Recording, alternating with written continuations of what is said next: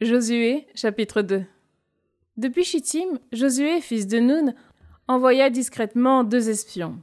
Il leur dit « Allez voir le pays et Jéricho. » Ils y allèrent, entrèrent dans la maison d'une prostituée nommée Rahab, et y couchèrent. On dit au roi de Jéricho « Des hommes sont entrés ici cette nuit, des fils d'Israël, pour reconnaître le pays. » Alors le roi de Jéricho envoya dire à Rahab « Fais sortir les hommes qui sont venus chez toi, qui sont entrés dans ta maison, car c'est pour reconnaître tout le pays qu'ils sont venus. » Mais la femme emmena les 2 hommes et les cacha. Puis elle dit « Oui, ces hommes sont entrés chez moi, mais je ne savais pas d'où ils venaient. Ils sont sortis quand, à la nuit tombante, on allait fermer la porte de la ville. Je ne sais pas où ils sont allés. Dépêchez-vous de les poursuivre et vous les rattraperez. » Or, elle les avait fait monter sur le toit en terrasse et les avait cachés sous les tiges de lin rangées sur le toit.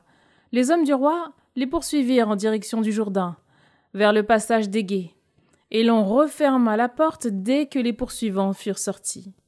Quant à eux, à peine étaient-ils allongés que Rahab monta près d'eux sur le toit et leur dit « Je sais que le Seigneur vous a donné ce pays, que la terreur s'est abattue sur nous et que tous les habitants du pays ont été pris de panique à votre approche.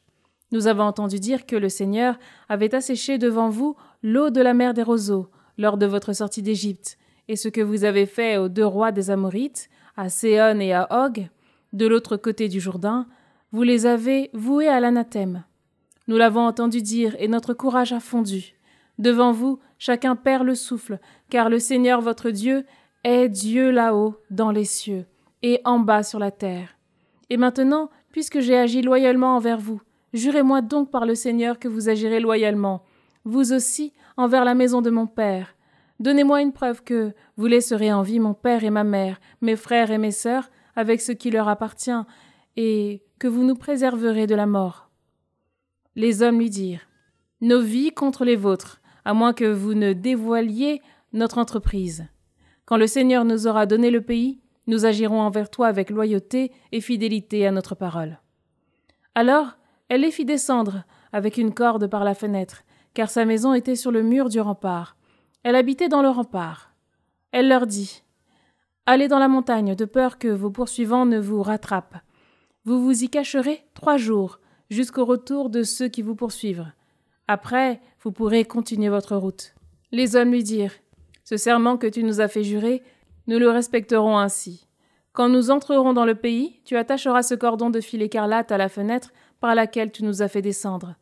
Tu réuniras auprès de toi, dans ta maison, ton père et ta mère, tes frères et toute la famille de ton père. Si l'un d'entre vous franchit les portes de la maison pour sortir, son sang retombera sur sa tête. Nous serons quittes. Si l'on porte la main sur lui, alors qu'il est dans ta maison, son sang retombera sur nos têtes. Mais si tu dévoiles notre entreprise, alors nous serons quittes de ce serment que tu nous as fait jurer. » Elle répondit « Qu'il en soit selon vos paroles. » Elle les renvoya et ils partirent. Alors elle attacha le cordon écarlate à la fenêtre.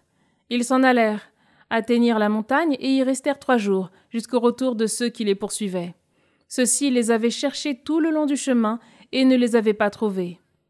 Alors les 2 hommes s'en retournèrent, descendirent de la montagne, passèrent le Jourdain, revinrent auprès de Josué, fils de Nun, et lui racontèrent tout ce qui leur était arrivé.